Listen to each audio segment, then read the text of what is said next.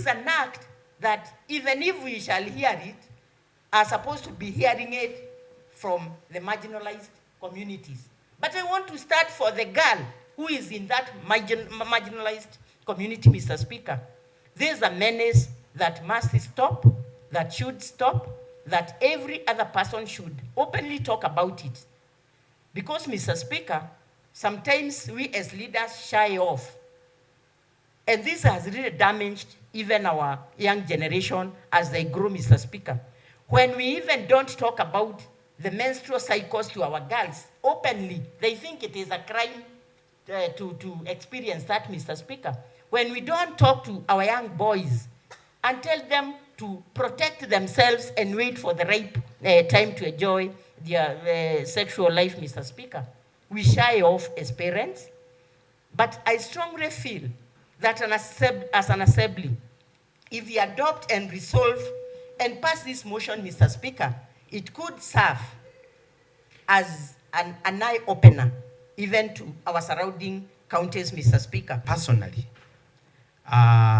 even when we are, we as men are going to be elders, or we are coming into groups, because I can cite an example just as Honorable Wakaluku has highlighted a personal case.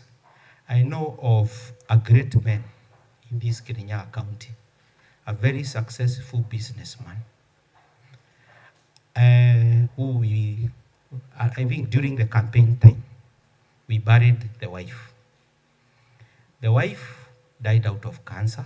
She was treated in the best hospitals in Kenya and even in India and abroad. It's only that it's thing of past, Mr. Speaker, and us as Kirinyaga County, we need to cast this thing, Mr. Speaker, that our women, our girls, I don't want to experience this again for a woman or my child or a sister or a friend cry that the husband has left her.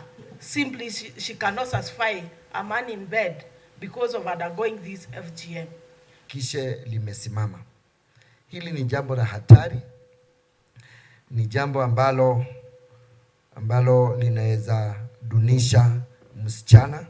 Ni jambo ambalo linadunisha msichana ambaye anataka kuwa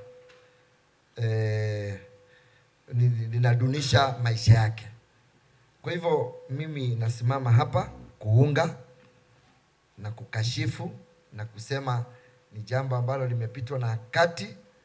Ninaunga kwamba tuendelee kuhamasisha watu, tuendelee kuelimisha watu, na tukifanya hivyo siku moja tutakumbukwa. Asante. Thank you. GM. Number 2, involving the elders, the religious leaders and community leaders in the fight against FGM. Number 3, developing a program aiming in educating and creating awareness on the girl child on the rights over what happened on their bodies. And lastly, number 4, keep pushing for shaming, arresting, and prosecuting of the perpetrators of FGM, among other measures of mitigation.